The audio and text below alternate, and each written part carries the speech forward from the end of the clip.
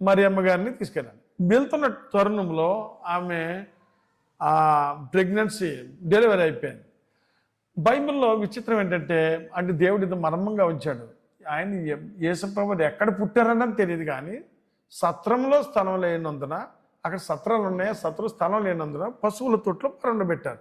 కానీ వచ్చే మార్గం మధ్యలో కానీ ఒకటి లేఖనాల ప్రకారం యోదయ దేశం బెత్లెహేములోనే క్రీస్తు పుట్టాలి, అలాగే పుట్టాడు ఆయన. పెరిగాడు ఎక్కడంటే గలిలీలో, నజరేతులో పెరిగాడు ఆయన. కనుక ప్రియులారా, ఇప్పుడు ఏం జరిగిందంటే, ఇప్పుడు మనం చూద్దాం.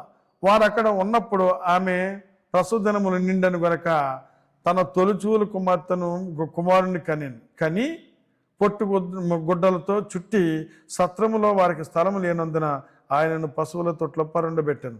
అంటే ఆయన తన తొలిచూలు అంటే మొట్టమొదటిగా పుట్టినట్టు కుమారుడు. అంటే మరియమ్మ గారికి చాలామంది పిల్లలు పుట్టారు తర్వాత. కానీ కొంతమంది లోకం ఏం చేస్తుందంటే, ముందే పుట్టుండొచ్చు, లేకపోతే ముందే ఎవరు పుట్టుంటారు, తర్వాత వేసి పుట్టుంటారని ఇలాంటివి చేస్తారని. కాబట్టి తన తొలిచూలు కుమారుని అనే మాట మనం అక్కడ చూస్తున్నాం. ఇక్కడ విషయం ఏంటంటే, మరొక విషయాన్ని మనం ఇక్కడ ఆలోచించేయాలి.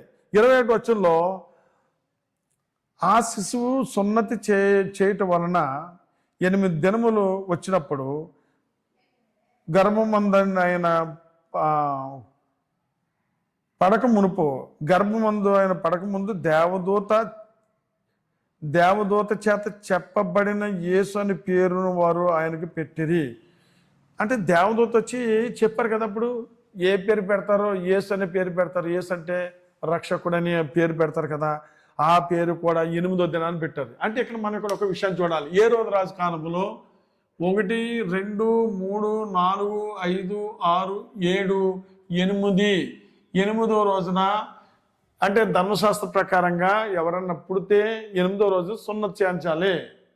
అంటే ఏ రోజు రాజు కూడా అక్కడ శాస్త్రులు కానీ లేకపోతే లేవీలు కానీ యాజకులు కానీ అడిగి ఎవరైనా ఎలాంటి సున్నతి చేయించారా అని అడిగితే యేసుప్రభు ఎవరో తెలిసేది. 8వ రోజు కూడా ఆయన యేసుప్రభు ఆచూకీ కనుగొనలేకపోయాడు. అది గుర్తుపెట్టుకోవాలి. 8వ రోజు కూడా యేసుప్రభు కనుగొనలేకపోయాడు. యేసుప్రభు వారు పుట్టిన కాలం మనకు తెలుసు.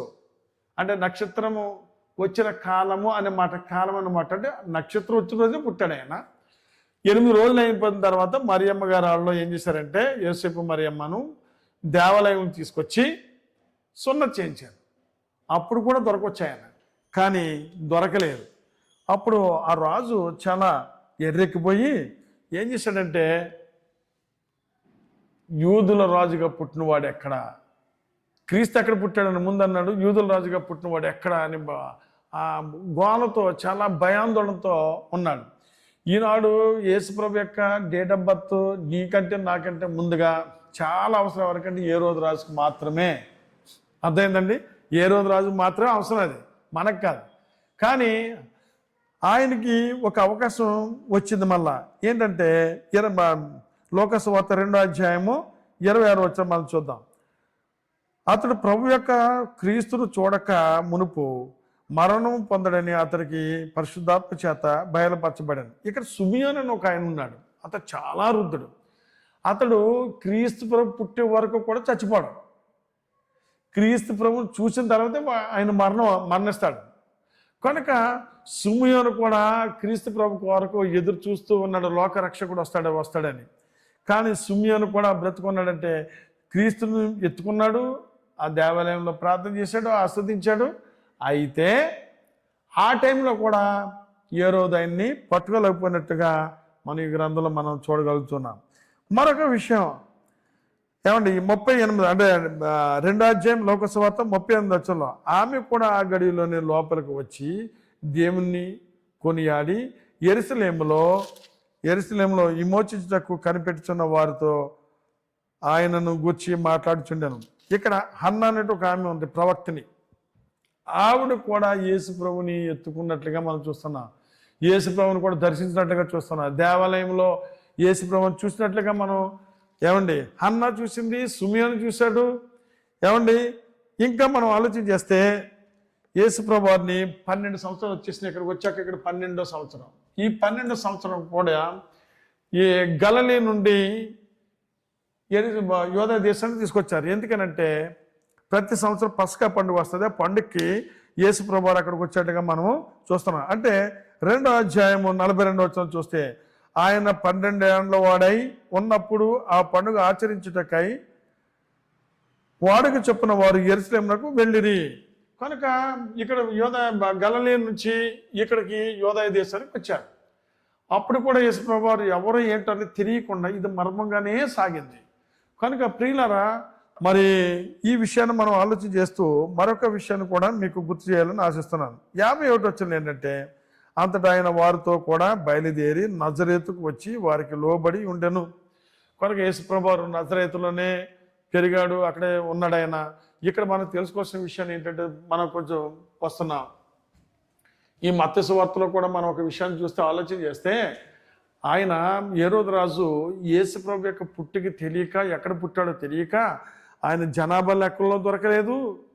ఏమండి, రెండోది ఏంటంటే, ఆయన సున్నతి చేసిన 8వ రోజున కూడా ఆయన కొనగలిగిపోయాడు. ఆ రాజు కాలంలోనే ఒక మనిషి యొక్క జనన మరణం తెలుసుకోలేని పరిస్థితుల్లో ఒక ఫూలిష్ మ్యాన్గా ఒక రాజుగా ఉన్నట్టుగా మనం చూస్తూ ఉన్నాము. ఇలాగా ఈ విషయాల్లో ఫెయిల్యూర్ అయ్యాడు. ఎందుకు ఫెయిల్యూర్ అయ్యాడంటే, దేవుడు తన యొక్క క్రీస్తు ప్రభు యొక్క పుట్టుకను ఈ లోకానికి అవసరం లేదు, కానీ ఆయన మరణమే చాలా ప్రాముఖ్యమైన విషయాన్ని మనం ఆలోచన చేస్తే, గ్రంథాలు అన్నట్లో నా మరణము నేను మరణించిన తర్వాత నేను తిరిగి లేస్తాను, మరణం అని చెప్పాడు. కానీ నా బర్త్డే అని చెప్పి అక్కడ దేవుడు చెప్పలేదు. కానీ మనిషి ఏం చేస్తారంటే, మరణము గురించి ఆలోచన చేయరు, చెప్పలేని బర్త్డే గురించి ఆలోచన చేస్తూ ఉన్నారు. అంటే ఇక్కడ ఇంకొక విషయాన్ని మనం చూద్దాం. ఇక్కడ అపొస్తలుడైన పౌలు ఏమంటున్నాడంటే, ఇక్కడ పౌలు కంటే ముందుగా యోహాను సువార్త 6వ అధ్యాయము 43వ వచనంలో ఇక్కడ శరీరం గురించి మాట్లాడు. అంటే క్రీస్తు శరీరధారిగా పాత నిబంధనలో జన్మించాడు, అది గుర్తు చేసుకోవాలి. క్రీస్తు శరీరధారిగా ఏంటండి, మాకు చెప్పండి, మాట్లాడండి. ఏంటి 63వ వచనం, 63వ వచనం, యోహాను సువార్త 6వ అధ్యాయం 63వ వచనం. అక్కడ ఏముందంటే, శరీరము కేవలం నిష్ప్రయోజనము, ఆత్మ జీవింపచేయను. ఆత్మ అంటే ఇక్కడ దేవుడు క్రీస్తు ప్రభు ఆత్మీయుడు, కానీ శరీరకంగా ధర్మశాస్త్రంలోనే క్రీస్తుని చూడాలి. ఓకే, మీకు అర్థమవుతుంది? శరీరకంగా క్రీస్తుని ఏం చేయాలి? ధర్మశాస్త్రంలో చూడాలి. కనుక ఇక్కడ ఏమంటాడంటే, 2 కొరింథీ పత్రిక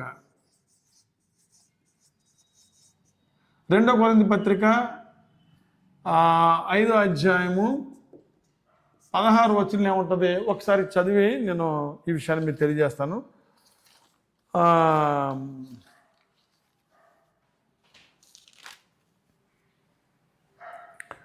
5వ అధ్యాయం 16వ వచనం ఉందంటే, కావున ఇక మీదట మేము శరీరరీతిగా ఎవరినైనా ఎరగము, మేము క్రీస్తును శరీరరీతిగా ఎరిగి ఉండిన మీదట ఆయన అలాగే ఎరగము.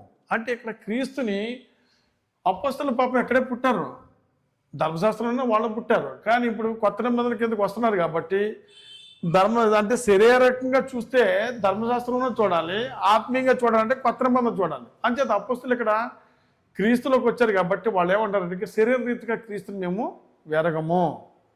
ఒకేలా ఈ లోకంలో శరీర రీతిగానే చూస్తున్నారు క్రీస్తుని, అంటే వాక్యానికి విరుద్ధంగా చూస్తున్నారు. శరీర రీతిగా పండుగ చేయాలనుకుంటున్నారు, కానీ ఏమండి శరీర రీతిగానే చూడాలనుకుంటున్నారు. శరీర రీతిగా మేము చూడము, ఆత్మరూపంగానే క్రీస్తుని చూస్తాము. అంటే కొత్త నిబంధనలో ఆత్మరూపంగా చూడాలి. కనుక పండుగ చేయాల్సిన అవసరం లేదు. ఒకవేళ పండుగ చేయాల్సి వస్తే యూదులు ఇజ్రాయేలీలు చేయాలి, క్రీస్తు లోకరక్షకుడిగా వచ్చాడని చెప్పేసి వాళ్ళందరూ సంతోషించాలి, ఆనందించాలి. ఇజ్రాయేల్ వంశంతా రూఢిగా తెలుసుకోవాలి ఈ విషయాన్ని. కనుక వాళ్ళు తెలుసుకోకుండా వారు ఒకవేళ పండుగ చేస్తే వాళ్ళు చేయాలి. ఇదంతా కూడా ధర్మశాస్త్రంలో శరీర రూపంగా ఆయన జీవించాడు, కానీ ఆత్మరూపంగా కొత్త నిబంధనలో ప్రవేశించాడు. మనం అందరం కూడా ఆత్మరూపులము, ఆత్మానుసారులము. ఆత్మ విషయం మీద మనసు పెట్టాలి, శరీర సంబంధమైన కార్యక్రమాల మీద మనసు పెట్టకూడదు. సంవత్సరానికి ఒకసారి పండుగ చేయాలనుకోవటం అవివేకతనము. ఆయన నిత్యము స్తోత్రార్హుడు, ఆయన యుగ యుగాల్లో రాజే ఉన్నాడు. ఆయనకి ఆది అంతము లేదు, పుట్టుగా మరణము ఏమంటే ఇలాంటివి లేవు. ఆయన సజీవుడు. ఇదిగో నేను మరణించాక ఇదిగో యుగ యుగాలు జీవించేవాడినై ఉన్నాను. కనుక క్రీస్తుని ఆత్మరూపంగా చూడాలని, భౌతిక సంబంధం పండుగ రూపంలో పండుగ చేయాలని, క్రీస్తుని ఈ విధంగా లోక సంబంధంగా లోకానుసారం చేసినట్లయితే దేవుడు మెచ్చడు. కాబట్టి మనం ఆత్మానుసారంగా ఉందాం, క్రీస్తుని ఆత్మరూపంగానే మనం ఎరుగుదాం. అంతేగాని శరీర రూపంగా మనం ఎరగడానికి కూడా మనకు సంబంధం లేదు. ధర్మశాస్త్ర సంబంధమైన వారికి మాత్రమే అవకాశం ఉంది. అలాగా వాళ్ళు గతించిపోయారు, కానీ మనం అదృష్టవంతులం. ఈ విధంగా క్రీస్తు పుట్టికను మనం తెలుసుకోగలిగామని ఆశిస్తున్నాను. అందరికీ వందనాలు బాబు.